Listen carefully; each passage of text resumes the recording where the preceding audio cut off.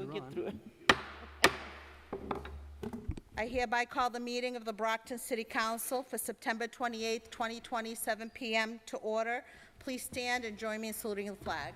I pledge allegiance to the flag of the United States of America and to the republic for which it stands, one nation, under God, indivisible, with liberty and justice for all.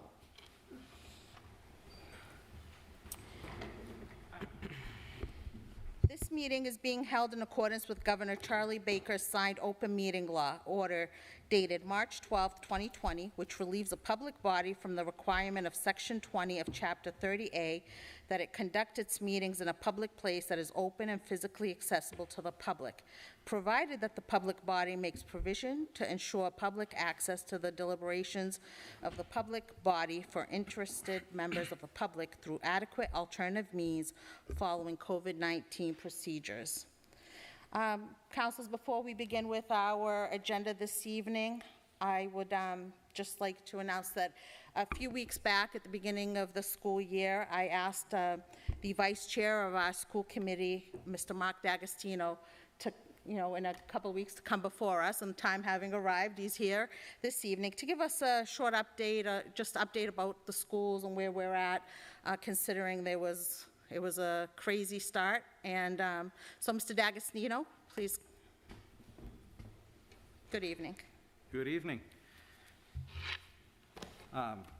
Madam President, councilors, thank you for giving me a few minutes of your time tonight just to give you, I guess, the view from 30,000 feet of our school opening for the year. Before I start, I also want to thank the mayor and my colleagues on the school committee for all their hard work, countless meetings and discussions about, basically the right things to do for the kids in the district and how to educate them in a safe way, and so they've really put a lot of work in. I also want to mention our superintendent, Mike Thomas, and the wonderful leadership that we have had from him on this. Being a brand new superintendent, he got thrown right into this at the beginning and has done a great job and really been an amazing leader through this, so we really appreciate him. And finally, but certainly most important, I would say, is our teachers and staff that are working with our students every day in remote learning.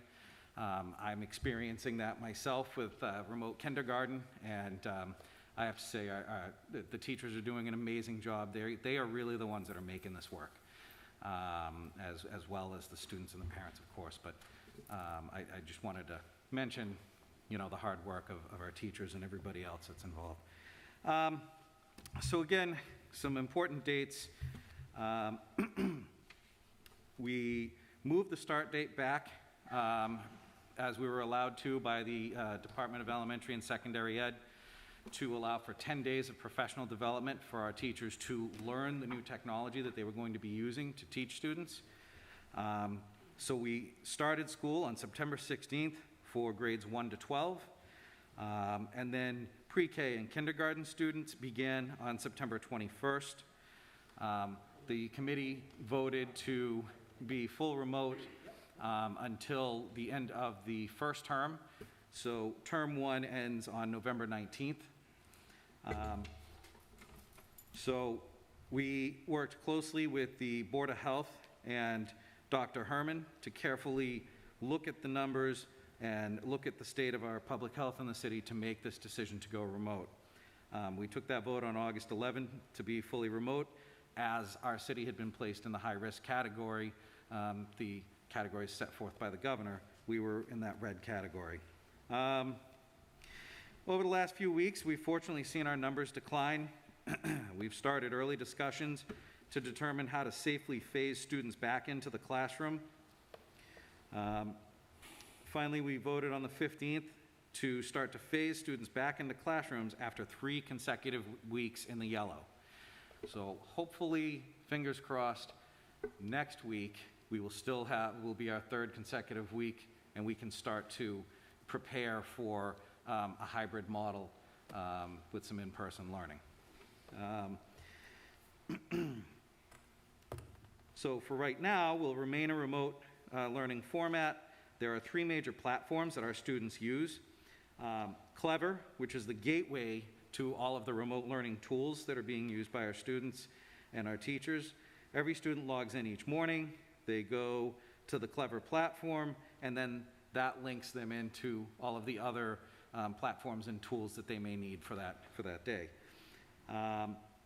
Schoology is our newly launched learning management system, used predominantly by students in grades K to 5. Some of the teachers in upper grades are also using it, and eventually we will roll that out district-wide. We're using Microsoft 365 suite of programs for students in grades 6 to 12. All right, so some technology. To successfully get students logged in on one day was a huge undertaking for our teachers, our technology department, but we were able to do that. We've also distributed 14,000 laptops in early September, and an additional 6,000 laptops had been distributed last spring already. So just to provide some context as to how outstanding it is that we have that many devices in the hands of our students, and basically finally making Brockton a one-to-one district, something we've wanted to do for a long time. Many districts are still waiting for their devices to even arrive, and we've already got them. We've got them in the hands of students. Let's see. So we have 4,000 of the older laptops that were distributed last spring that we intend to replace, hopefully over the course of the next week or so. So hopefully, by the end of this week, maybe next week, we will have just about every student using a new or newer device. So far, we've given out, and this is as of Friday, we've given out 728 Wi-Fi licenses to families in need, and an additional 40 MiFi wireless devices. We have thousands of licenses and devices available, so if a family reaches out to one of you and they are struggling with internet access, please have them reach out to their child's school or their school committee member so that we can help them get what's available to them so they have the internet service they need. Okay, so we understand that everyone has a different level of technological proficiency, and so we have focused on a lot of direct forms of support. We have a help desk staffed by 8 to 10 people. They have extended hours. Our instructional technology department supports families on the software side, as far as if they're having trouble with using the learning management system, logging in. Our principals and assistant principals support staff and provide assistance over the phone, as do our bilingual facilitators and advocates as well. So again, if you are hearing that there are families having trouble with the technology, please make sure to direct them to the district, because we do have help for them to make sure that they can successfully use it. When district-wide technology issues come up, we do make sure that we reach out via phone, text, and get that communication out there. We're also training a group of tech-savvy parents that kind of want to be quote-unquote super users, and then they can help other people out, help other parents out. We'll move on to food services. Fortunately, we've been able to continue the grab-and-go program from last spring, and we've actually added 7 additional sites. Meals are distributed Monday through Friday, 3 to 6. We pushed the hours back because we know that there are some students and working families that can't come at noon time, and so we wanted to make sure that we had the meals available at times when people could get there. Let's see. Meals are given out at every school except for Huntington, Keith Center, Brockton High, and North. And the reason we aren't giving meals out at those schools is there is another school within walking distance of those buildings. So again, when you have several schools in close proximity, we left those out. Students do not need to be present at the time of pickup. Adults can pick up meals on behalf of students at whichever school is most convenient for them, so you don't have to go to your child's school. So some context on how the first few days went. As I mentioned, Clever is the learning or the login. are the gateway to our remote learning. So on Monday, September 21st, the first Monday of the school year, as well as the first day for pre-K and kindergarten, so it was our first full day for all of our students, we had 13,249 students log into Clever. As of that same day, our enrollment's at 15,507. So important to note that we are bringing more students online and addressing technology issues, again, making sure that students are getting access to the internet so that they can log in and all the support that I talked about earlier. We are connecting with families who have failed to consistently log in. So again, when we aren't seeing those logins from students, the district is reaching out to those families so that we can make sure that they have everything they need to begin to engage. All right, so looking ahead a little bit, again, I mentioned earlier, we're starting to have the preliminary discussions about a phased-in reopening plan, so the committee will be delving into that over the next few weeks and figuring out what that's going to look like and certainly making that publicly available. Once we reach that 3-week benchmark, of course, which we are hopefully going to reach soon. Goal will be to phase in students back into the classroom, beginning with our highest need students, and then going from there. We've also benefited from other districts who began in a hybrid model, so we've been able to kind of look at other districts and the successes they've had and maybe the things that didn't go so well. So hopefully those lessons will benefit us when we go forward with hybrid. And lastly, our staff has already received, or lastly on the looking ahead, our staff has already received PPE training as part of that professional development they had in those 10 days. So we've already done that piece. So that'll be one less thing to do to get ready for the hybrid. Finally, I'll touch on transportation. So once we do return to the classroom, it'll take a few weeks to get the transportation plan in place. So that's some of the things that we'll be working on to be ready. Obviously, transportation will be different with numbers of kids on buses and positioning on buses, so we'll be looking at all of that. Budget constraints, as you all are aware, forced us to cut buses from 55, which we had in the 2019 to 2020 school year, to 37 this year. In order to provide transportation in a hybrid model, because we have to lower the numbers of kids on buses, we're estimating that we would need an additional 21 or 58 in total. That doesn't include transportation for private and charter schools, so that would also have to be added to that. And then finally, each day that we're closed is not really a cost savings on busing, because again, when we do reopen hybrid, as I mentioned, we're going to need more buses to do that with, so that money can, will help us there when we are finally able to reopen. And that is all I have. Well, thank you, Mr. Vice Chair. I appreciate you coming in tonight. I know your school committee meetings are on Tuesday evenings at 7 p.m., correct? Correct. And people at home can reach out to you, to their school committee members. Your phone numbers are all public, and I know that everybody's been available to them and very helpful. And being a mom of a senior at Brockton High, I've been part of the process as well, and I think Brockton school committee, the superintendent, the mayor, I think everybody's handled the situation very well. So I appreciate the update. I don't know if any of my colleagues, if councilors have any questions, but we thank you. Thank you for Mr. Sullivan, Ward 7 school committee member, for being here this evening as well. Councilor Rodriguez. Thank you, Madam Chair. I have a quick question for you. What is your vision of the hybrid program? Once you go into a hybrid, I mean, what is, we hear this stuff all the time. What does that mean?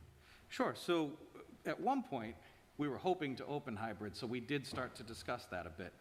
And so what we were looking at is a 2- and 3-day model where you'd be remote 2 days and you'd be in school 3 days. Obviously, class sizes would be greatly reduced because of social distancing. And so that's where we literally had facilities going into every building and looking for additional space anywhere they could. We took it to the level of, if there were items in a room that didn't have to be in there, they're gone. Because again, we need every space that we can find. We looked at, and again, this is not firm at this point because we kind of put the stop on planning hybrid, but we talked about using cafeterias as potential classroom space and dividing that up, and then lunch would just be at your desk. We looked at gyms. So what I think you can certainly expect is that class sizes are going to be a lot smaller because of the fact that we have to maintain social distancing. And you'll see, 2 to 3 days on and then the same off. There was and it would, like I said, it would switch off there. So that was kind of the rough blueprint that we were working with, and then unfortunately had to go remote instead. So we kind of. But you were saying a few minutes ago that you're looking at possibly another week or so of yellow, or at least less than what our numbers had been in the past, to basically move into this hybrid model. So you can't, what are you going to do? The day before is when you're going to decide what model it's going to, in which way it's going to go. And then furthermore, one of the issues that we're having in the community is that you've got, especially within the ethnic communities where these parents are really struggling with their kids, if you have a classroom with 25 to 30 kids in it, who decides which kids go to school, which kids don't go to school, when in fact a lot of all these parents want to send their kids to school? So how do you basically decide in a classroom that had 30 kids which kids get to stay home, or which kids get not to stay home, or which kids stay in one class and move to the other class? How are you going to do that? Okay. Yeah, great question. So, and I should have covered that. So we would have basically two cohorts of students. And so we'd have an A group, let's say, or I think they were color-coded. And they would go Monday, Wednesday, and every other Friday. And then there was group B, and they would go Tuesday, Thursday, and every other Friday. So every student would have the opportunity to come in for in-person learning on that schedule. So we would have those two groups, but every student would be in one of those groups. So if you have 30 kids, you're going to divide them up in half, and one half goes that Monday and Wednesday, and the other one goes Tuesday, Thursday? Conceptually, yes. Is that how you... That's kind of the model we were looking at. And again, also using additional spaces that we could find, as well as part of how we would be able to do that. I have another issue that came up in discussions with, some parents in the community. We've got the charter school here in the city. Mm-hmm. They're running a particular model of their in-home learning. And then it's a little different than the way the school system is doing. So I have a parent that actually has two children, a third grader in the public school system and a sixth grader at the charter school. Okay. And he basically, the parent was telling me that when they're focusing on the two children at home, that one kid is being taught one way and the other kid is being taught a different way, meaning that the charter school is actually doing, they do a class and there's a 10-minute break and then they go into another class. It seems that our school system is going from 8 to 2 nonstop. Mm-hmm. And that's becoming somewhat problematic in the sense that these kids are just, they're losing it, to be honest with you. I don't know exactly what the feedback is on your end in terms of what you're getting from them, but it's becoming a real problem where these kids are going nonstop from 8 o'clock in the morning until 2 o'clock in the afternoon with no breaks. They get one break, I hear, in between. But there's no, it's not like you do math and you stop for 5 minutes and then you move on to science or whatever. It seems that it's going from math to science to this to that, back to back to back to back. And I don't think that's probably the best way of going after some of these kids at home, because this parent that actually has two kids, one in each system, he says that he prefers the system in the charter so much better because there's a break in between classes. So that might be something that you folks might want to look into and see if it can be done, because I am not exactly sure that we're having conversations with the parents that are mostly affected by this.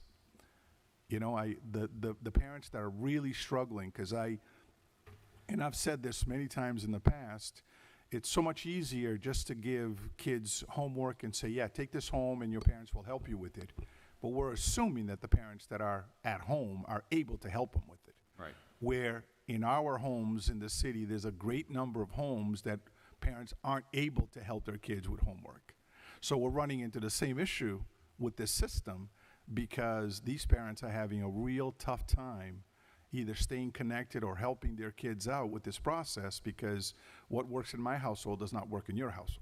Right. So I wonder if you have had conversations, and I say real conversations with parents, not necessarily what the experts are saying the best models of learning is, but what the parents are saying that they're getting from this, whether or not you have had that conversation with any of them. Do you know that?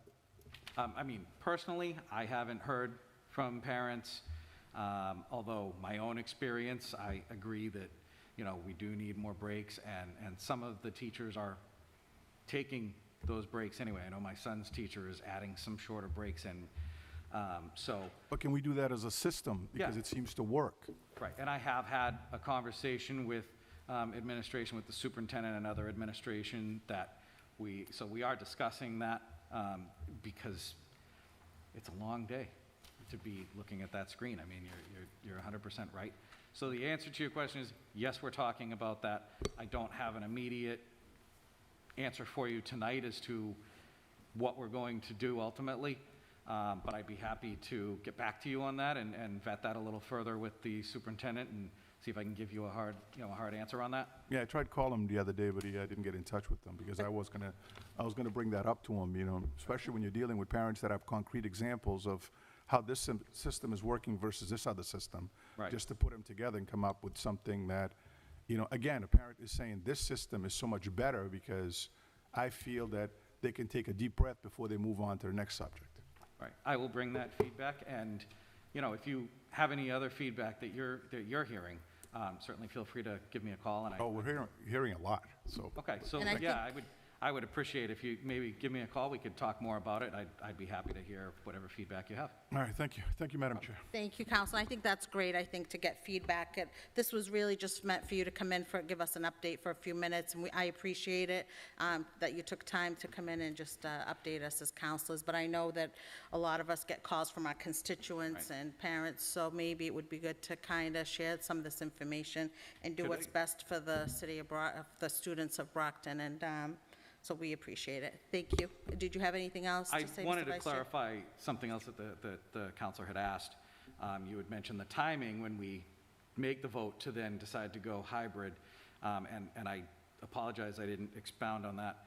So we asked the superintendent, how long will it take for you to be ready, to get everything ready from when we say, all right, we're going hybrid?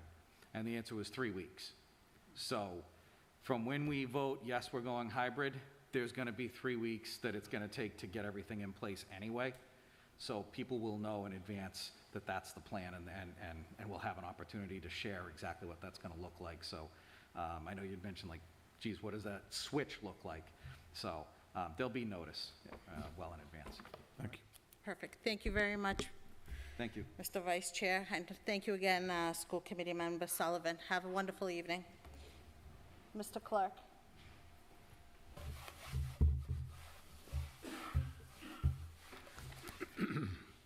We have the acceptance of the City Council minutes of September 14, 2020. Accepted and placed on file. We have the report of the Finance Committee for its meeting of September 21st, 2020. Accepted and placed on file. The petition of Gary Leonard, CEO of Natural Agricultural Products, LLC of 4 Main Street, Brockton, requested a marijuana cultivator license at 53 Spark Street, Brockton. In Clerk's Office, September 8, 2020. Hearing assigned for September 28, 2020. All the necessary paperwork is on file. Time having arrived, I declare this hearing open. Is there anyone here in favor? If so, please come forward and state your name to the clerk. Good evening, Madam President. Attorney Jake Creedon, 71 Legion Parkway. I would like to introduce, and I think most of you have seen my partner, Scott Rubin, who, in my opinion, is probably in the southeast, south of Boston, is the only expert in the process, both state and local. We've helped Brockton, and we've helped the state also. I know he doesn't like to hear that, but he spent many, many, many months doing this. Also with me is Gary Leonard, who, again, I think if almost all of you must know Gary. He was the economic agent for the city for several years, and is pro-Brockton, is 100% Brockton, and is pro-business. With that, again, Scott, I know you hate that. Yes, thank you again, Mr. Creedon. The only point of order I guess I have is that the materials that I have in support of both hearing request number 1 and 2 are essentially the same. So I just ask that I only make one presentation, and certainly the questions, if the councilors have, can really relate to both applications. One's a cultivation license, one's a manufacturing license. They're essentially going to happen in the same place, not in the same room, but in the same place. So to sort of, prevent duplicative hearings, I just ask that those both be handled together, if that's okay. Is there any objections to hearing them collectively? No? There's no objections? Great, thank you very Oh, much. sorry. So we'll have the second. Okay, well, we need a motion to take them collectively from a. Move to take items 3 and 4 collectively. A motion's been made to take items 3 and 4 collectively. All those in favor? All those opposed? We're taking them collectively. The clerk will read this item number 4. Thank you. Petitioner Gary Leonard, CEO of Natural Agricultural Products LLC of 4 Main Street, Brockton, requested a marijuana products manufacturer license at 53 Spark Street. In Clerk's office, September 8, 2020. Hearing assigned for September 28, 2020. All the necessary paperwork is on file. Thank you, Mr. Clerk. Great, thank you again. Here for the petition of Natural Agricultural Products LLC, otherwise known as NAP for short, for these 2 licenses before the city for manufacturing and cultivation of marijuana products. This is a location at 53 Spark Street. Gary and his team have been working on this location as early as late 2008. Have had a lease at this location starting as early as June of 2019. The host community agreement that was signed by the former mayor was executed back in March of 2019. And since that time, Gary and his team have spent innumerable numbers of hours being educated on the process, both here with the city and at the CCC level, at the state level.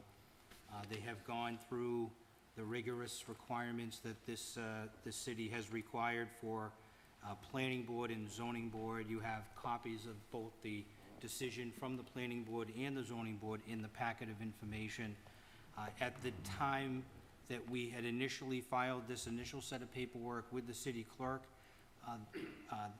NAP's CCC application for provisional licensure was pending at that time, and I can tell you that their provisional license was approved in September of 2020 and provided that information. Hopefully that made it to your packet, but I have copies if you need it. So the city has already approved their location from both a planning and zoning perspective. The state has vetted the individuals that Gary has compiled together as a team to put this project forward, and the state has resoundingly approved their background check and their certification to date.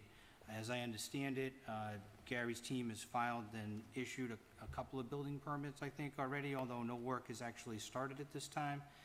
And their plan is to manufacture and cultivate in about 6,000 square feet initially, and the cost for this build-out is upwards of $600,000.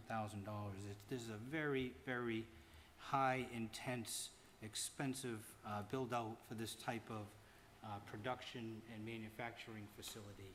They do have expectations with an option to expand significantly, and if this venture, which I think certainly Gary has every reason to believe will be successful, an additional 80,000+ square feet would be available to them to expand within this facility. This could be a project that could be anywhere from $3 to $4 million if successful. That would be great news, I think, for some of my other clients, as well as the other licensees that have been approved through the city and through the state for the retail component of the marijuana business. I know for a fact that the 3 or 4 that you have approved in the past are already in the process of completing their build-out, and the city is definitely in need of another location. I understand that In Good Health is doing their cultivation as well, but I think the city could use the competition. And I know certainly that the retailers are anxious to get another local cultivator, both helping the city in their tax base, getting this on the cultivation sales side and then on the retail side. So this would be an absolute win-win for the city. Gary has filed and had approved again his positive impact plan and diversity plan. He's partnered with the local neighborhood association to help assist with some volunteer hours and to run some programs specifically that Gary's working on, selecting the appropriate programs for the neighborhood that would most benefit that location. They're also in partnering with the Champion Schooling Program as well, which will, I think, greatly assist the city of Brockton. His diversity plan, which has been approved, is targeting to employ 50% minorities, 30% veterans, 10% of individuals with disabilities, and 10% in the LGBTQ category. They already have selected a few individuals that they're going to bring on board, all of which I believe, except for maybe one, qualifies under this diversity plan as well. They do expect anywhere from 8 to 12 full-time employees in this business. This is a little bit different than the retail licenses that have been before you with the manufacturing and the cultivation. We have individuals that need different kinds of skill sets. We need people that know how to grow, people that can trim the flower, people that can fertilize and water the plants and monitor them. And then the manufacturing side is more almost like a kitchen, being able to extract the oils from the product as well. So this would provide a different set of skill set than just individuals in the sales and marketing campaign. They'll also have a build-out of individuals that will certainly be looking to find marketing partners and retail partners for their product as well. From a safety and security standpoint, they're taking up a portion of the 3rd floor in the Spark Street building. You're all familiar with this pretty big industrial plant that's there. They will secure their entire area of their build-out. It will require, obviously, badged and ID'd people. We don't really expect hardly any, certainly there shouldn't be any foot traffic. This is a wholesale operation. They'll be cultivating and manufacturing the products, packaging them, and then bringing them into a delivery vehicle at the loading dock down on the 1st floor and having them hopefully delivered to our city retailers for resale. So there should be very limited activity, should be just commercial activity, bringing in supplies for what they need to manufacture and cultivate. So that should reduce some of the traffic concerns in that particular area. Gary's a responsible, proud Brocktonian, is looking to bring a high-class, quality product and facility to this location, again, with their potential to expand upwards of 80,000+ square feet in there. So he certainly is a member of this community and wants to bring the kinds of products that their customers would be proud to have, and certainly service the community the way they should be. And with that, I would ask that you approve these applications. Thank you. Councilor Lally. Thank you, Madam President. Hi, gentlemen. How are you? Good evening. Good. All right. I have, a couple of stipulations Yes. I'd like to offer at this time. Hours of operation, 7 a.m. to 7 p.m. No retail sales. Right. I know that's already specified a couple of places. I just want to make sure we clearly stipulate it here in this body as well. Yes. And this is also required elsewhere, but do everything possible to limit the smell. Yes. So those are the 3 stipulations I have for items 3 and 4, and I will, bring them up to the clerk. I also want to say, just a request from myself and the neighbors, please do everything possible to limit truck traffic to truck routes and industrial roads. We have a growing problem with trucks cutting down the residential streets. And, pot is a newer business, but it is happening. It is going to be a business. It's going to be present. It's going to be a part of our lives. Whether we voted for it or against it, it is here. The city council and its ordinances and the city as a whole, and I believe the state, have taken great pains to get this right. But we're not letting up. We're going to keep on it. And so this is going into my ward. This is the only marijuana related, anything related to the industry that's coming in. So I want to stress that, if this is not done right, and I'm not meaning to cast aspersions. I don't believe you're going to do anything improper. But I want to say, for the record, for the folks at home, for everybody, if this isn't done right, we can and will bring the license back in for a hearing. Brockton's not going to start off on the wrong foot, and most certainly neither will the ward. But those are my stipulations. Those are my questions or my concerns, and I'll bring this up to the clerk. Thank you, Councilor Lally. Any other questions? Councilor Rodriguez. Thank you, Madam President. I'm a little confused, to be honest with you.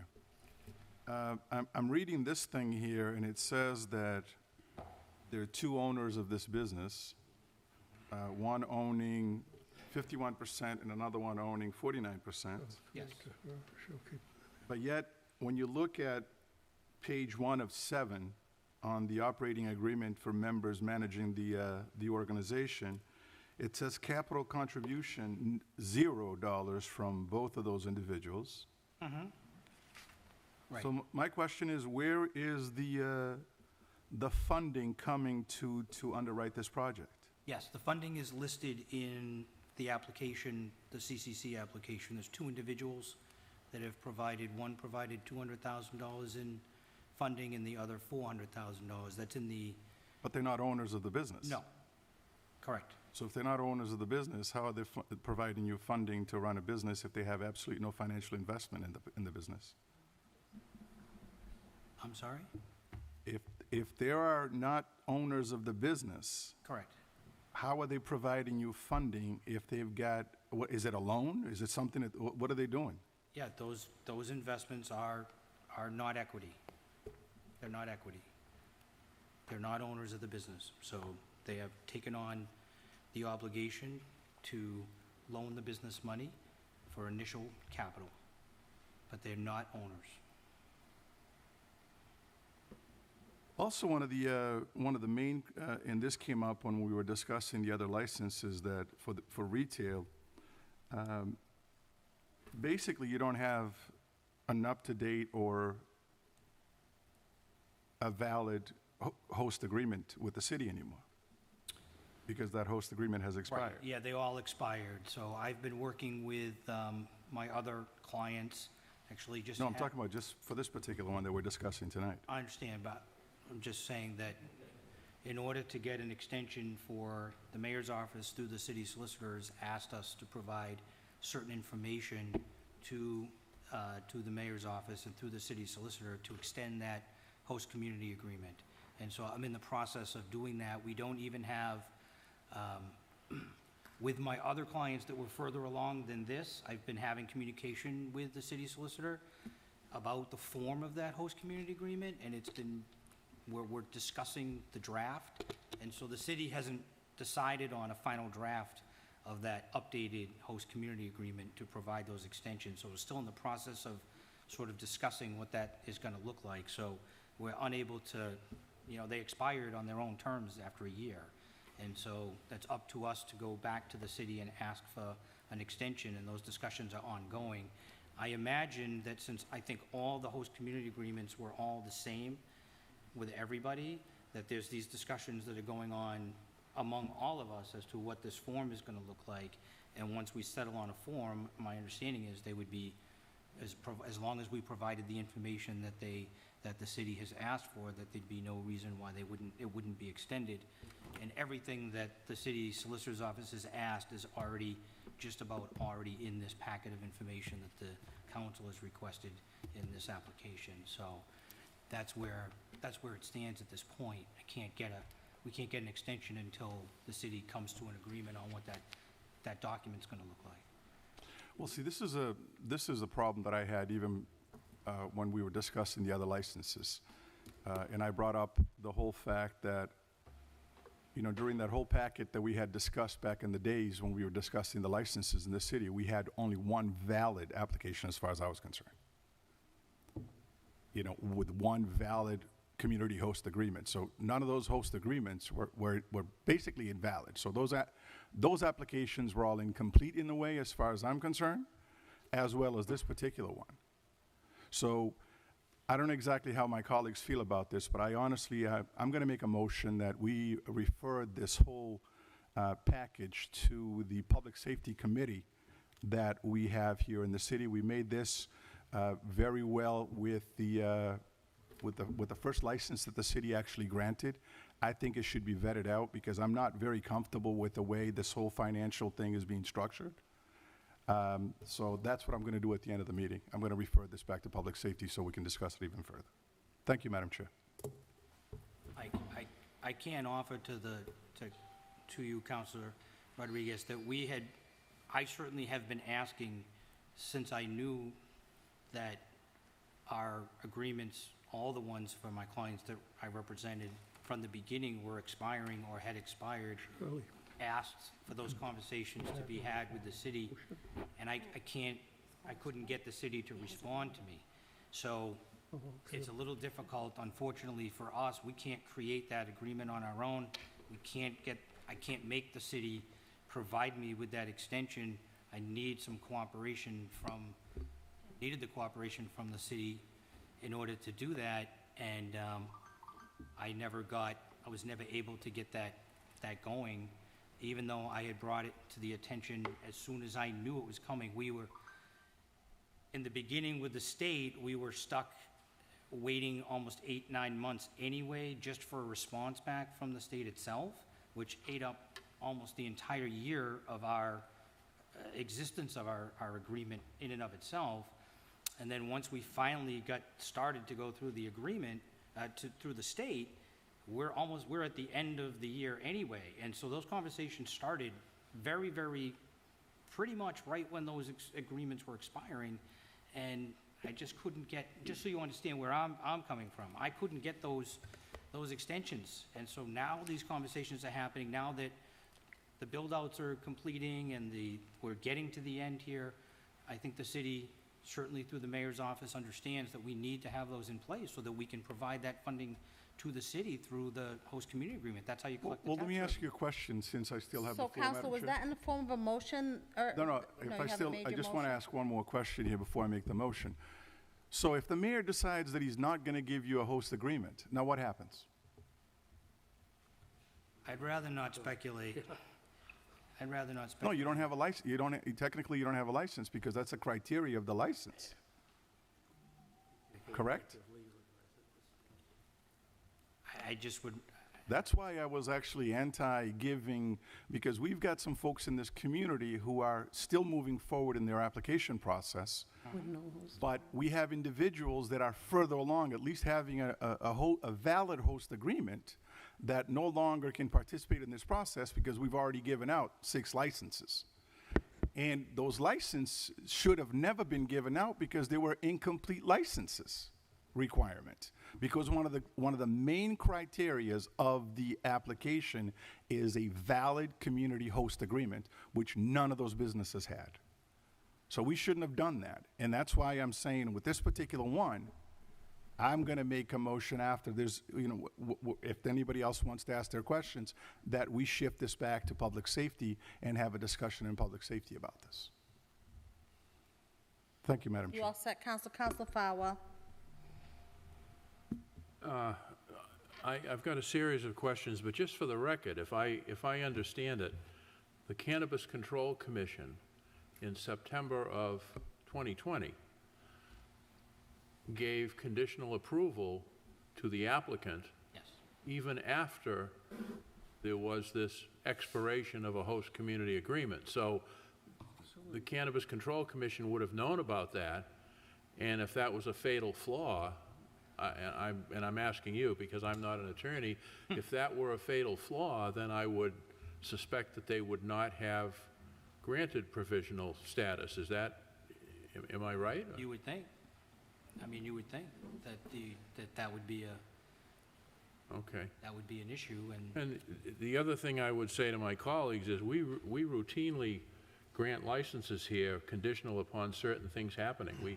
We give out auto body shop repair licenses conditional upon having the spray booth put in and all of the required ventilation. So I just wanted that on the record, and then I just would like to ask if you would have Mr. Leonard stand. These are questions that I've asked every applicant, so there shouldn't be any, there's no, nothing out of the ordinary here. You're never out of the ordinary, Mr. Brockton. Have you reviewed the city ordinances relating to marijuana business regulations? Yes, I have. Do you understand the provisions of the ordinances and acknowledge that a violation of them could be grounds for suspension or revocation of any license granted by the city council? So acknowledged. Do you understand and acknowledge that any false or misleading statements during this application procedure could be grounds for revocation of any license? As well. Are there any public employees in the city, appointed or elected, who have a financial or other interest in your application? And I define other as an investment, potential employment, or a management role. No. Who were the principal, well, you've answered this. The principal investors in the company appear to be a Catherine Redden and a David Willett, and that's where the $600,000 in capital is coming from, or? No. Catherine Redden has zero interest as in putting in monetary money. Her and I worked for the last 2.5 years Okay. without pay, just to, that was what we were supposed to do in our part. But I have a surgeon, Dr. Kesh Pahusha, who put in $400,000, and David Willett has put in over $250,000 now. And that name that I wouldn't even dare pronounce, that's the gentleman, the doctor from Milton? Yes. Okay. And again, just for the record, it isn't that they're managing the company. They're basically They saying, have no interest in the we company." trust you, we think you'll be successful, so we're kicking in the money to get you started. Yes. Do you have an ownership agreement with other individuals? And if so, who are the participants in the agreement in their respective roles? This is the only interest I have. Okay. Do you know yet who the day-to-day manager of the business will be? It would be David Willett. Do you currently own any other marijuana licensed business in Massachusetts or in another state? I do not.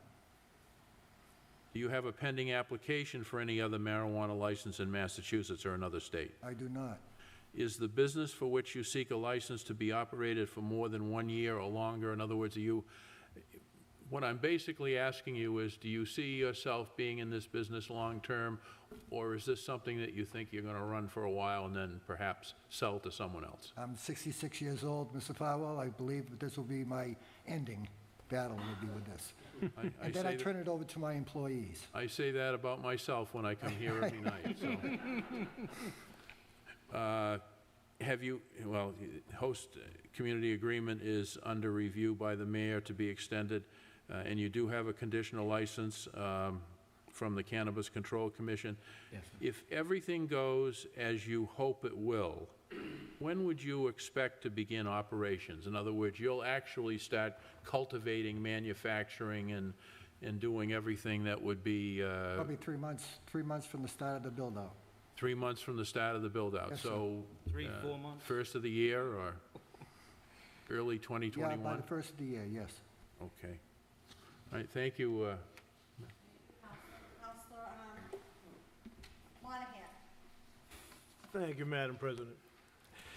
We do have our legislative council here, and I think all the other licenses were passed conditionally that they, as far as getting a extension from the mayor. So I think she's here. She can speak on it, what we talked about that night, if she's willing to.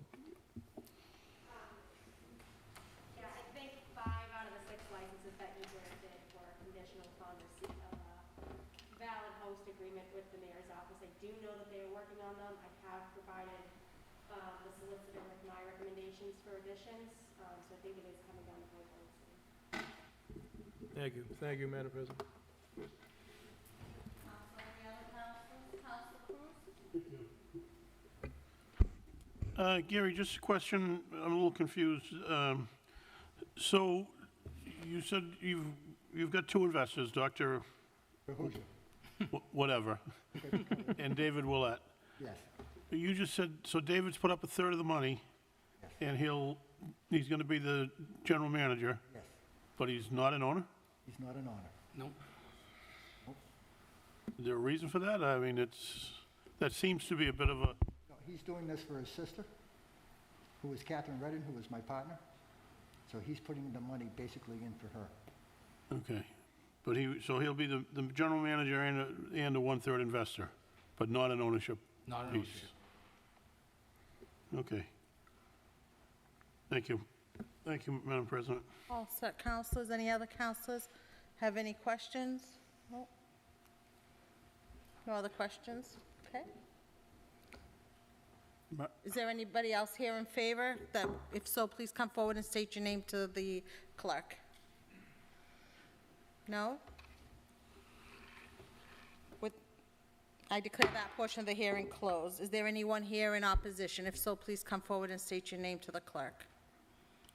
If not, I declare that portion of the hearing closed. Councilors, right now the question is on granting. All those in favor of granting? No, Madam, motion. I wanted to. Right, so I was waiting for you to make your motion, Council. Well, in lieu of the fact that there's several questions with regards to the financing of this business, and it should worry some of my colleagues, I know that we have a tendency in this city of pushing things that we like a little quicker than others, but I'm trying to be as fair as we possibly can be here. I remember the first marijuana business that came in front of this body, it was sent to the public safety. In good health, was sent to public safety to be vetted out. So I want to be able to do the same exact thing since, we were not able to do it when we had that, as I would classify, fiasco meeting that took place here about a month or so ago. So I'd like to make a motion to refer this to public safety, and it's up to the public safety chair to get this meeting done as soon as possible so we can get back here, because I don't want to vote against this. But if it doesn't pass, I'm going to vote against it. Second. I second. A motion's been made and properly seconded. All those in favor of sending to public safety? All those opposed? Two. Oh, sorry, I can't see all your hands with the glare, so 3, 4, 5, so 6. So the motion fails. Questions no one granting. The questions on granting of the petition. Can we do a roll call vote, please? Councilor Farwell's asking for a roll call vote. Madam Clerk, please read the roll. This is on items 3 and 4. Asak? Yes. Cardozo? No. Cruz? Yeah, yes. Ianary? No. Farwell? Yes. Lally? Yes. Mendez? Yes. Monahan? Yes. DeCastro? No. Rodriguez? No. Thompson? Yes. 5. That's 7 in the affirmative, 4 in opposition. The motion, or the License license. The petition is granted. I move reconsideration in the hope that it does not prevail. Second. A motion's been made for reconsideration in hopes it does not prevail and properly seconded. All those in favor of reconsideration? 2. So reconsideration, Well, you got to ask those. right. All those in, opposed to reconsideration? 1, 2, 3. Reconsideration fails. Thank you, Madam. Thank you. Thank you.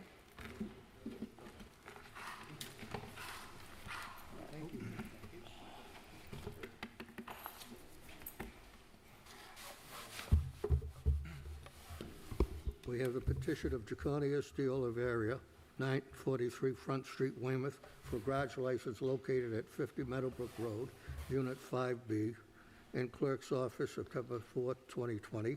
Hearing assigned for September 28, 2020. Necessary paperwork is on file. Time having arrived, I declare this hearing open. Is there anyone here in favor? If so, please come forward and state your name to the clerk. Good evening, Council. Robert Pellegrini, representing the applicant, who's also here with me. I'm here to answer any questions that you might have this evening. It's a lot simpler, I think, than the application that was just before you. This has been ongoing for quite some time. Mr. De Oliveira got a variance, a use variance because of the zone he's in back in February of this year. And since then, just like everybody else, we've been dealing with the everything related to COVID, but we're finally before you. And we're here before you for two things: garage and motor vehicle repair. So we're taking them separately, correct? Yes. So right now, we're, This is just the garage license. yes. Okay, yep, sorry about that. This is just for the garage license, right? Okay. Do you have any, Councilor Castro, this is your ward? Do you have a Yes, question? yes, good evening. Thank you. Thank you for being here, Attorney Pellegrini and Mr. De Oliveira. I'm speaking in support of this garage license. Mr. De Oliveira bought this property last year. He's made serious efforts to clean it up. He's paved the area in front of his business. It looks great, and he's ready to go, and so I support this garage license. Thank you, Councilor. Councilors, any other? Councilor Mendez.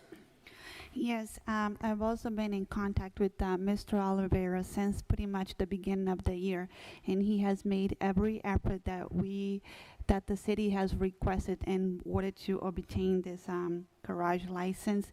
Sent us pictures, and everything looks really nice, and he has done a great job. So I really strongly support it, and I ask my colleagues to also support this license because I know how hard he has worked on it. Thank you. No other questions? Thank you, Attorney Pellegrini. Is there anyone else here in favor? Please come forward and state your name to the clerk. If not, I declare that portion of the hearing closed. Is there anyone here in opposition? If so, please come forward and state your name to the clerk. If not, that portion of the hearing is closed. The question is on granting. All those in favor of granting? All those opposed? The petition is granted. The petition of Jaconias de Oliveira, 943 Front Street, Weymouth, for a motor vehicle mechanical license located at 50 Meadowbrook Road, Unit 5B, in Clerk's Office, September 4, 2020. Hearing assigned for September 28, 2020. All paperwork is on file. Time having arrived, I declare that portion, this portion of the hearing open. Is there anyone here in favor? Please come forward and state your name to the clerk. Good Once evening. again, Robert Pellegrini, representing the applicant, here to answer any questions you may have. Any, Councilor Castro? Thank you. Good evening again, gentlemen. We have discussed proposed stipulations to this license. There are 16 of them. I'm happy to read them into the record. Okay, any objections? No. Councilor Castro, you can read them into the record. Thank you. These are the stipulations to a license as of today, September 28, 2020. The license premises is Unit 5B, 50 Meadowbrook Road in Brockton. This is an application for motor vehicle repair mechanical license. The applicant is Mr. De Oliveira. Number one, applicant agrees that at all times during the term of this license, the business operated will comply with all city, state, and federal laws and regulations. Number two, the hours of operation will be 8 a.m. to 7 p.m., Monday through Friday, 8 a.m. until 1 p.m. on Saturday, and it will be closed on Sundays and legal holidays. Number three, hours of operation will be posted outside the main door of the licensed premises using a minimum of 2-inch letters. Number 4, all outside storage of auto parts and/or debris is prohibited.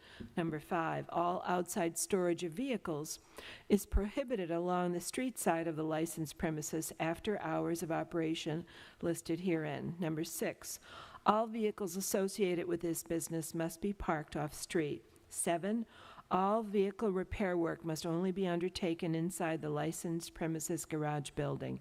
8, a total of 6 parking spaces, 4 for repairs and 2 for customers and employees, are shown on the parking plan prepared by PMP Associates dated today, which was submitted with the application. Said spaces must be properly striped with 4-inch wide stripes, including cross-hatched sections. 9, signage posted on the building will mark applicant's parking spaces as set forth in number 8 above. 10, no wrecked, damaged, or dismantled motor vehicles or parts thereof will be placed or stored outside at any time. 11, applicant acknowledges employing an appraiser as required by Mass state law and providing current proof thereof. 12, any dumpster will be properly fenced per ordinance and/or state law and shown on the plan provided with the application. 13, vending machines will not be placed outside the building.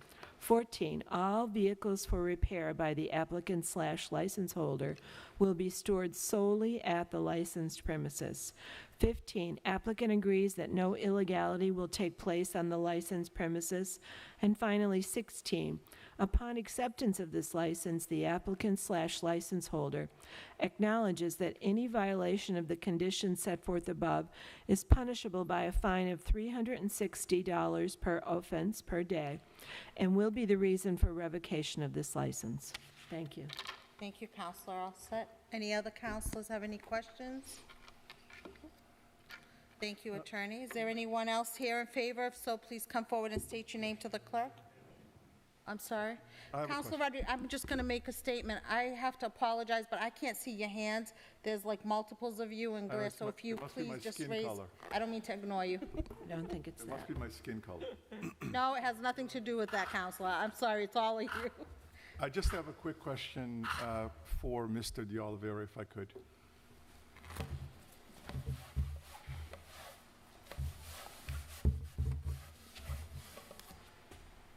Como é que estamos? Tudo bem? Tudo bem, você? Obrigado. How's your English? English good? Fala, Dá para falar? Dá para falar, Did you understand what she was going through in terms of what all the conditions that she put into those things? Yes. And you agree with them? Não. Você concorda com tudo que ela falou? Concordo com tudo. Because one of the issues that I have is that sometimes we have people that come to this body and they yes on everything, and then when it doo-doo hits the fan, we're back here again. So I just want to make sure that you understand exactly what she was reading. I mean, not necessarily that I agree with what she's putting on paper, but at least that if you're agreeing to what she's saying, that you're going to abide by those. A promessa for you guys, like I'm doing like 1,000%, no 1%. Doing like a straight with the law. Não, mas eu quero saber se você entendeu tudo que ela estava falando e se concordou com ela o que ela estava falando. Concordo. Concorda? Yes. Okay. Thank you. Thank you, Madam Chair. Counselor Mendez. Yes, Councilor Rodriguez, thank you so much for asking that question. I did make the effort before this meeting to go over every stipulation, make sure he understood and that he was in agreement with everything in his own language, so he's fully understand it all, because I had that same question, and I wanted to make sure that he would be able to comply with everything. And I've been communicating with Councilor Nicastro, so everything's in agreement, so he fully assured to me that he understands, but thank you so much for your question and your concern, because I also had that same concern as well. I wanted to make sure. I wanted to bring it up, Madam Chair, because at times we go through this motion, and then it depends who the referee is in terms of how these individuals are treated in the community. So I want to make sure that they understand that they're going to get fined $300 a day, and they agreed to it, because again, we don't have the same referee that referees the games out in the streets. So I want to make sure that they understand what they're signing the dotted line for before they sign it. Thank you, Counselor. Any other counselors before we go back to Counselor Nicastro? Thank you. Counselor Ianieri, did I see your hand? Did you recognize Councilor Castro first? did you? She already had the floor, so if you'd like to, and then we can come back to Counselor Castro. Okay, the only question I have, and I'm asking the clerk about this, because it's always bothered me when we're given this host of list of, what do you call it? What do you call that list? Stipulations. Stipulations, but do we have a written ordinance that we have the right to fine these people $300? We do.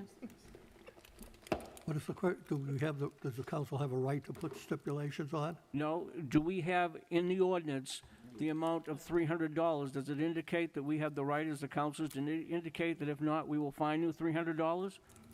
We have an ordinance that there's a fine involved. I'm not too sure I understand where you're coming from, He's Counsel. asking if we have the right to fine the $300. Fine? This $300 fine, is it stated in the ordinance that There's a $100 and $300 fine Yeah. that are That it's is stated in stipulated? the ordinance. It is stipulated. Yeah. Right, Yeah. okay, thank you. Okay. Counselor Castro. Thank you. The stipulations are taken from the ordinance.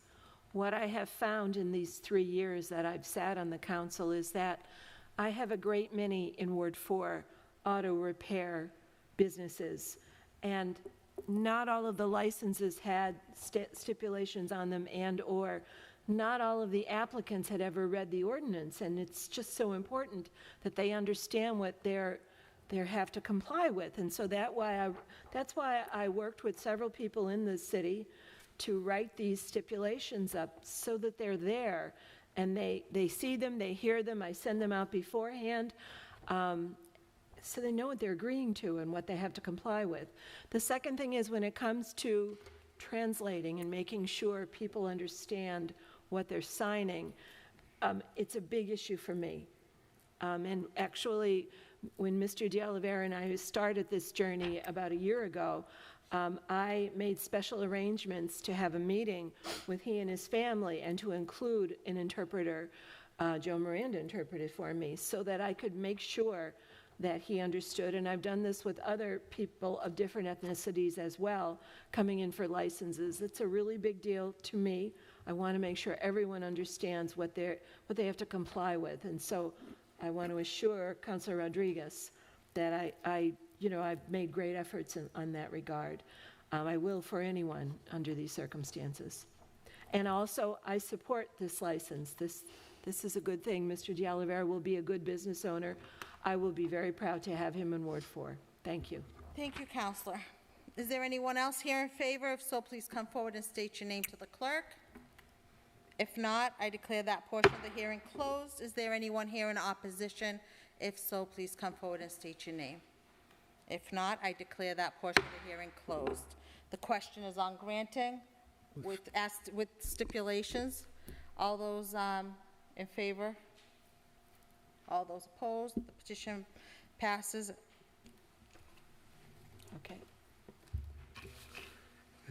Petition of Tap K LLC, Edward Ahern, 6 Wenlock Road, Dorchester, for transfer of a garage license located at 609 Oak Street, Brockton. Current owner Paul Koyman, in clerk's office, July 24, 2020. Hearing assigned for September 28, 2020. All necessary paperwork is on file. Time having arrived, I declare this hearing open. Is there anyone here in favor? If so, please come forward and state your name to the clerk. Good evening. Good evening. My name is Edward Ahern. I'm one of the owners of TPAC LLC. And I'm Peter Caloris, the partner. Good evening, gentlemen. Good evening. Do you have a statement or? Basically, we bought the building a year and a half ago. It was very distressed. We invested about $150,000 in cleaning it all up, repainting both of the buildings, re-siding, re-roofing, re-asphalting, setting in all new lines in the place, fixing up all the fences, re-landscaped it, and fixed the American flag. Very good. Councilors, does anybody have any questions? Council Cruz? Yes, thank you. Which building is this? Whereabouts on Oak It's a Street? Meineke. It's right across from the back of Westgate Mall. It's Ward 7 if you're trying to figure Ward out. 7. but It's the one I right had- across, Yeah. right across from the entrance. Correct. Thank you. Welcome. The building does look nice, so very, Good job on that. Any other questions? No. Okay, thank you, gentlemen. Is there anyone else here in favor? If so, please come forward and state your name to the clerk. If not, I declare that portion of the hearing closed. Is there anyone here in opposition? If so, please come forward and state your name to the clerk. Seeing none, that portion of the hearing is closed. The question is on granting. All those in favor of granting? All those opposed? The petition is granted. Congratulations. Petition of NBP 2, Brockton LLC, 3030 Congress Street, Boston. A transfer of garage license located at 1150 West Chestnut Street, Brockton. Current owner, MA Industrial Brockton LLC. In City Clerk's office, July 16, 2020. Hearing assigned for September 28, 2020. All paperwork is on file. Time having arrived, I declare this hearing open. Is there anyone here in favor? Please come forward and state your name to the clerk. Councilor Iannieri. Thank you, Madam President. This particular item right here before us is strictly a property owner changemanship, I should say. It's Kenworth Trucking, which is on 1150 West Chestnut Street, multi-million-dollar business that we have up there, one of the biggest businesses we have. So that's what is transpiring here, and I was up there to see the people there. Nothing's changed. It's just a property of ownership, and same everything, business continuing every day the same. That's all it is, just a property change of ownership. So if I'm understanding, there's nobody here to represent this? I don't believe so, because the gentleman that did own it lived in Texas, and I wasn't too sure if the other gentleman was going to be, and I know he wasn't, he doesn't live in Massachusetts either, so I don't think that he was coming. Okay. Thank you, Counselor. Any questions, Counselors? I declare that portion of the hearing closed. Is there anyone here in opposition? If not, I declare that portion of the hearing closed. The question is on granting. All those in favor of granting? All those opposed? The petition is granted. Petition of Anderson Santos of 121 Adams Street, Apartment 1, Dorchester, for a transfer of garage license located at 50 Meadowbrook Road, Unit 7, in Clerk's office, July 8, 2020. Hearing assigned for September 28, 2020. All paperwork is on file. Time having arrived, I declare, is everything okay? Time having arrived, I declare this hearing open. Is there anyone here in favor? If so, please come forward and state your name to the clerk. Madam Chair, I wrote to you about this one earlier today, and I've also spoken with Mr. Santos this evening. I want to make a motion to continue this for 2 weeks to our next City Council meeting. This afternoon, after I got to City Hall, I received a message from a city official saying that we need 2 more weeks. He's still doing additional research on this. We think there may be an issue with the unit number at 50 Meadowbrook Road, and so I was asked to make a motion to continue it. Mr. Santos is in agreement with it. Second. Thank you. Mr. Santos, you've had a discussion with the counselor? That's correct, yeah. Okay, very good. A motion's been made and properly seconded to continue this to Our next council meeting. to the next council meeting in October. All those in favor? All those opposed? So this petition will be continued to the next city council meeting. Thank you. Thank you. Thank you. Good evening. Okay, we have a communication from the mayor withdrawing the reappointment of Philip Griffin, 19 Emery Street, Brockton, to the Brockton Redevelopment Authority. Accepted and placed on file. From the mayor withdrawing the appointment of Frank Gurley, 375 Pearl Street, Brockton, to the Brockton Redevelopment Authority.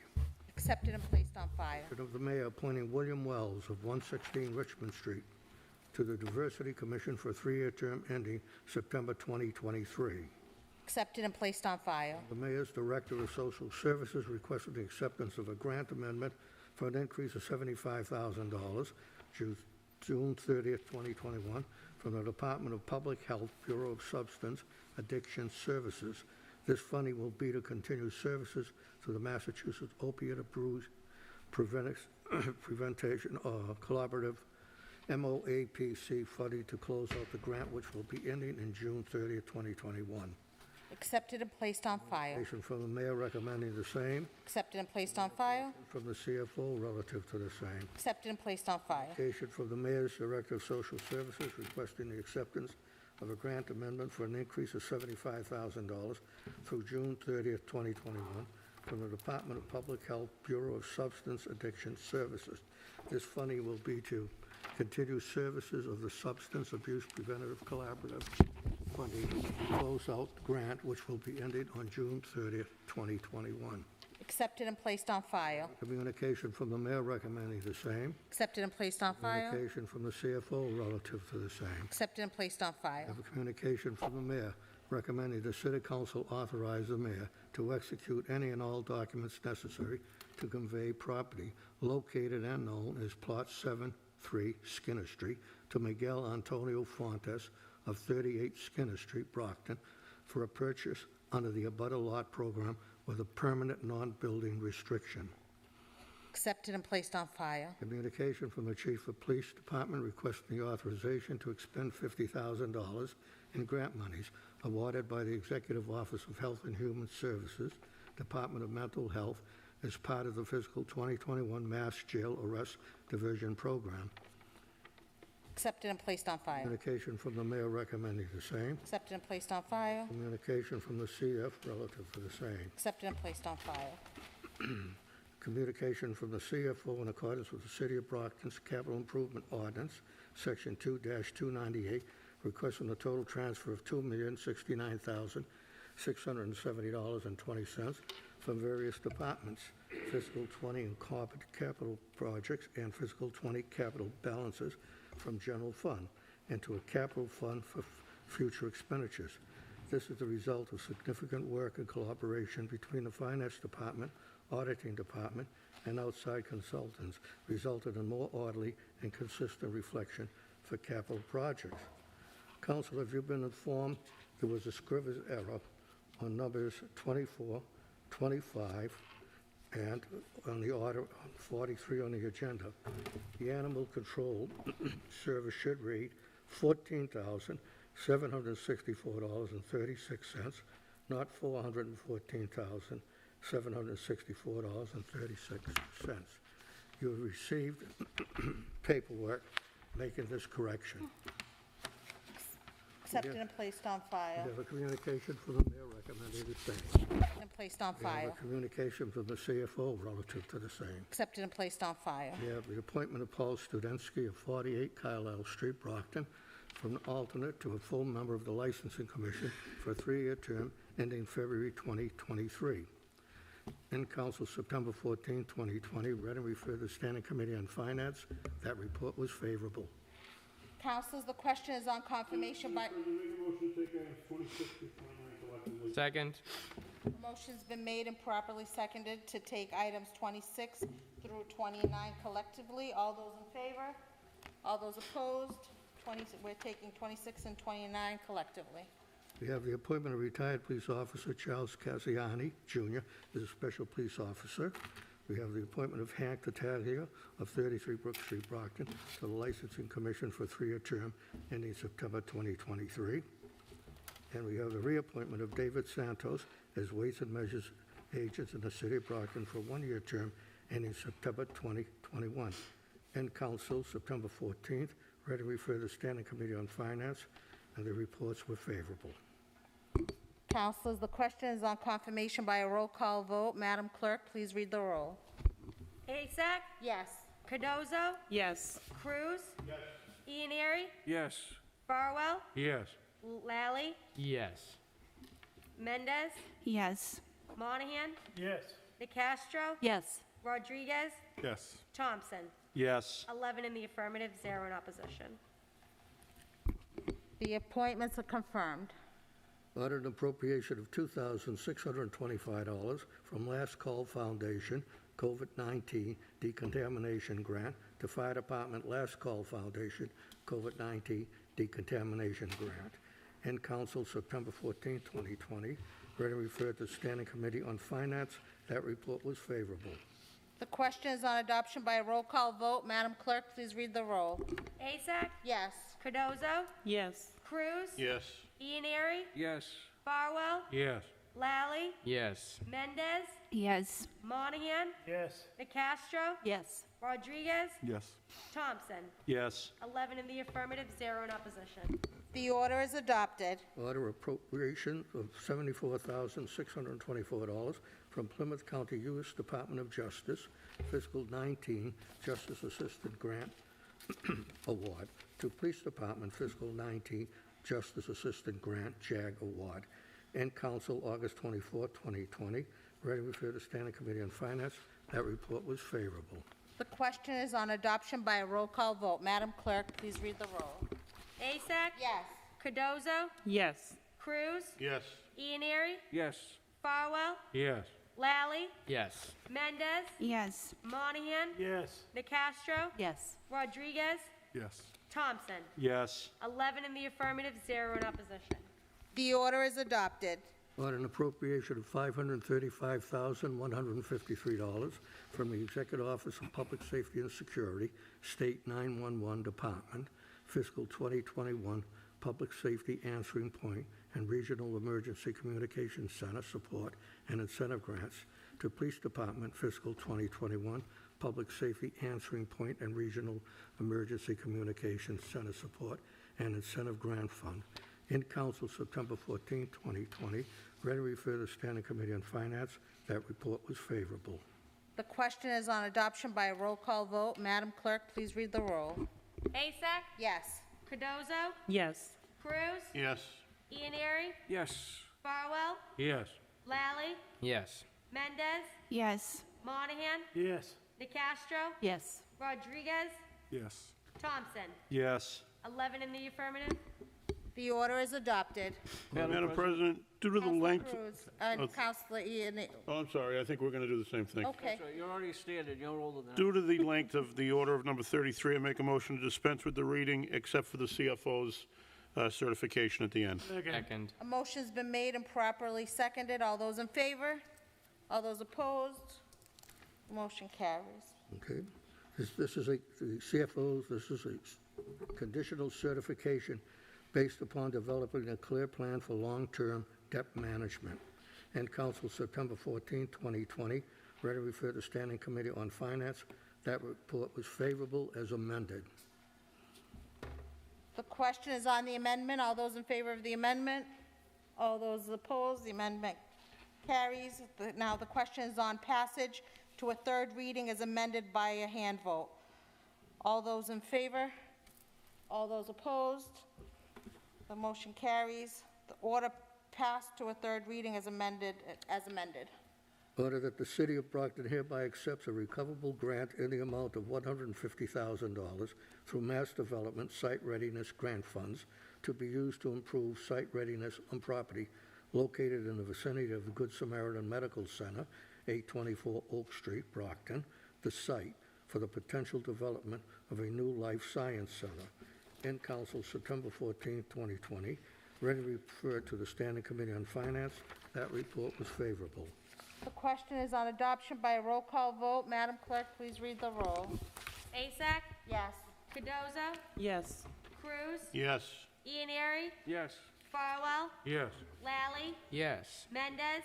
Yes. Monahan? Yes. Nicastro? Yes. Rodriguez? Yes. Thompson. Yes. 11 in the affirmative, 0 in opposition.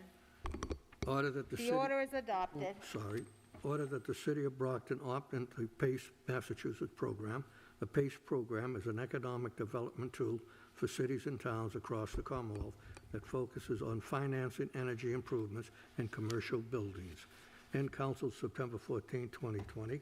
Ready to refer to the Standing Committee on Finance. That report was favorable. The question is on adoption by a roll call vote. Madam Clerk, please read the roll. Asak? Yes. Cardozo? Yes. Cruz? Yes. Ianieri? Yes. Farwell? Yes. Lally? Yes. Mendez? Yes. Monahan? Yes. Nicastro? Yes. Rodriguez?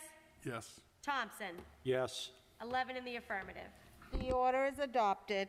Order that pursuant to Mass General Laws, Chapter 40, Section 4, the City Council authorizes the mayor to execute an intermunicipal agreement with the town of Whitman for treatment of wastewater. In council, August 24, 2020. Ready to refer to the Standing Committee on Finance. That report was favorable. The question is on adoption by a roll call vote. Madam Clerk, please read the roll. Asak? Yes. Cardozo? Yes. Cruz? Yes. Ianary? Yes. Farwell? Yes. Lally? Yes. Mendez? Yes. Monahan? Yes. Nicastro? Yes. Rodriguez? Yes. Thompson? Yes. 11 in the affirmative. The order is adopted. Order that the naming of Brookfield Drive, also known as Zuckerman Way, in dedication to Ray Zuckerman, in council August 24, 2020. Ready to refer to the Standing Committee on Finance. That report was favorable. The question is on adoption by a roll call vote. Madam Clerk, please read the roll. Asak? Yes. Cardozo? Yes. Cruz? Yes. Excuse me. Ianary? Yes. Farwell? Yes. Lally? Yes. Mendez? Yes. Monahan? Yes. Nicastro? Yes. Rodriguez? Yes. Thompson? Yes. 11 in the affirmative. The order is adopted. A resolve, whereas the city is currently evaluating plans for new public safety facilities, including a potential combined fire, police, and emergency management facility at a location to be determined. Now therefore be it resolved, the mayor, chief financial officer, and such other individuals as the mayor may determine to be appropriate, be invited to a finance committee meeting on September 21st, 2020, in order to provide information to the City Council on the current progress of the Public Safety Facilities Project. In Council, August 24, 2020, ready to refer to the Standing Committee on Finance. That report was favorable. The question is on adoption by a roll call vote. Madam Clerk, please read the roll.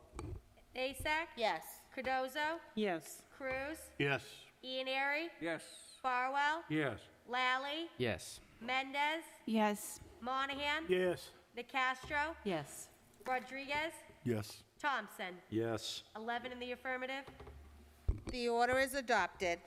Resolved, the mayor, the chief of police, and the appropriate members of the law department be invited to a committee of the City Council to discuss the lawful options and strategies to address the continuing problem and the complaints from residents. In Council, August 24, 2020. Ready to refer to the Standing Committee on Finance. That report was favorable. The question is on adoption by a roll call vote. Madam Clerk, please read the roll. Asak? Yes. Cardozo? Yes. Cruz? Yes. Ianary? Yes. Farwell? Yes. Lally? Yes. Mendez? Yes. Monahan? Yes. Nicastro? Yes. Rodriguez? Yes. Thompson? Yes. 11 in the affirmative. The order is adopted. An appropriation of $75,000 from the Department of Health, Bureau of Substance Addiction Services, Substance Abuse and Mental Health Services, Mass Opiate Abuse Prevention Collaborative, to Mayor's Office, Massachusetts Opiate Abuse Preventative Collaborative Fund.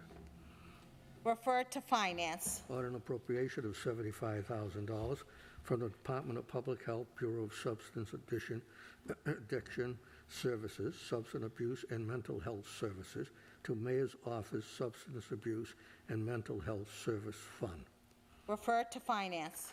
Appropriation of $50,000 from the Executive Office of Health and Human Services Department of Mental Health from excuse me, to fiscal 21 Mass Jail Diversion Program Grant to Police Department fiscal 21 Mass Jail Diversion Program Grant Fund. Referred to Finance. Order of transfer of $2,069,670.20 from the Planning Department, and I'll list those. For the Planning Department, $38,224.08.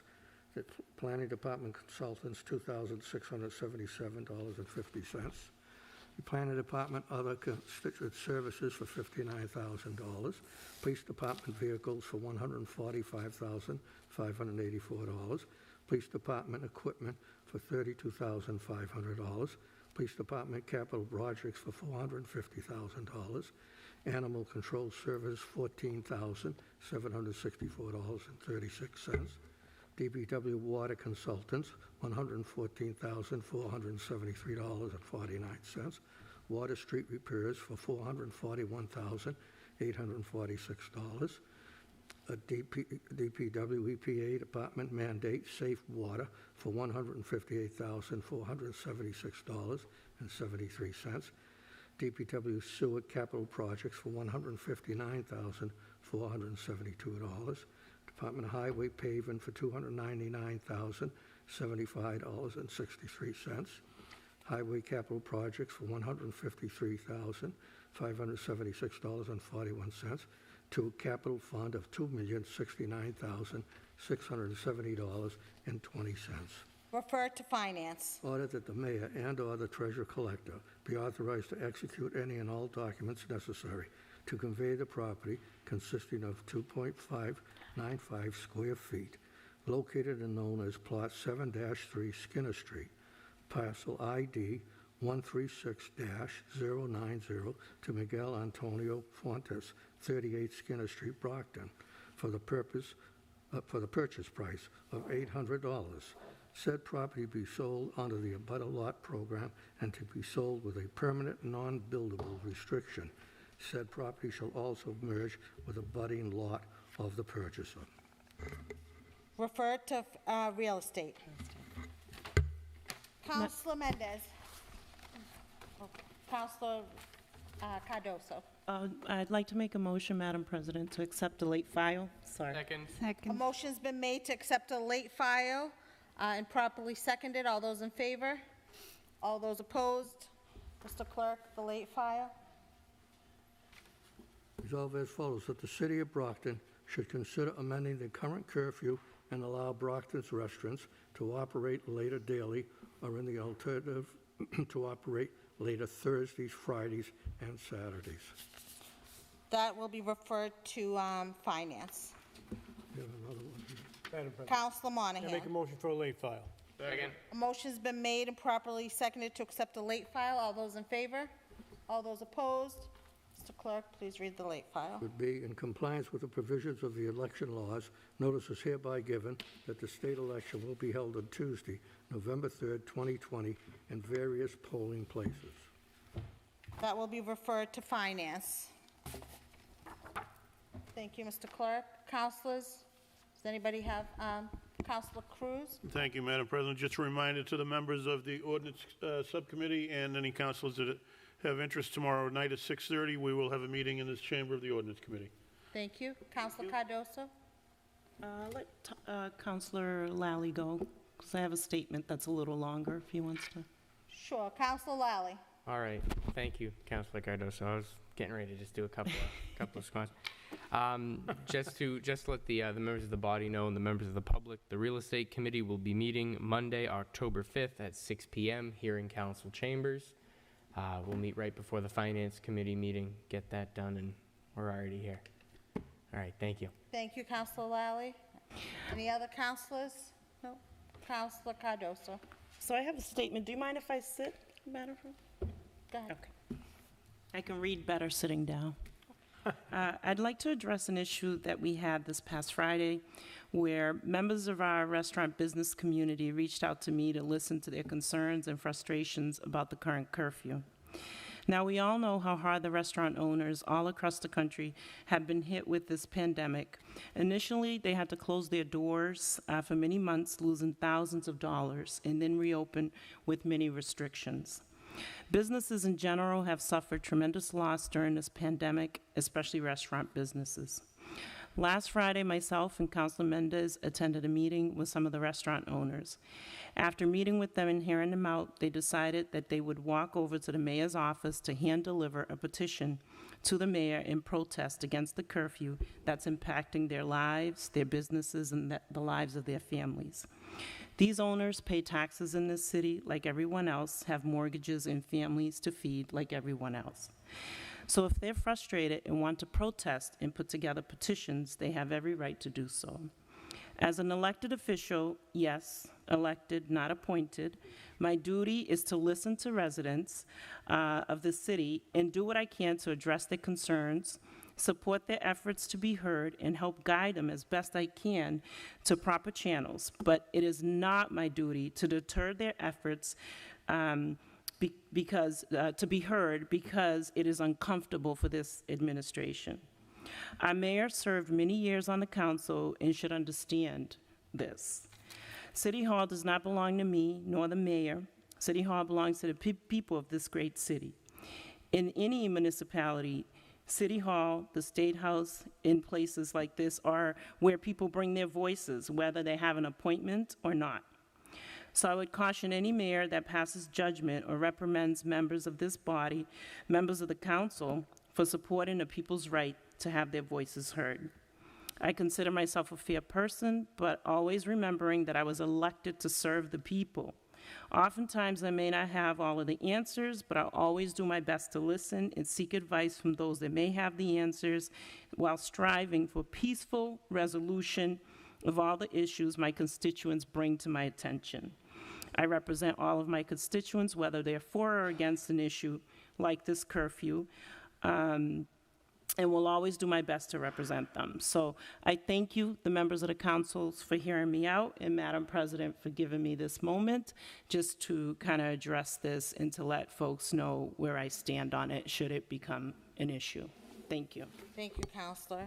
No other counselors have any comments? I would just like to end our meeting by just recognizing that the city of Brockton has a lot of amazing people. We have a lot of amazing residents that are caring and dedicated, and this evening I'd like to highlight one of them, and that's Mrs. Cynthia Hodges. I call her Cindy. She's from Lady C&J Soul Food and Catering. She has been, throughout COVID, has been dedicating her time and her culinary talents to feeding the community. And this Wednesday, September 30th, from 11 to 2 p.m., she will be feeding our first responders. She's having a First Responders Appreciation Day right here at City Hall Plaza. So I know a lot of councils have supported her with donations, and I know that's greatly appreciated, but she really cares about the community and is a great presence. She makes great mac and cheese and barbecue ribs, but so just want to remind everybody that she'll be here at in City Hall Plaza this Wednesday. Thank you. With no further business before us this evening, this meeting's adjourned.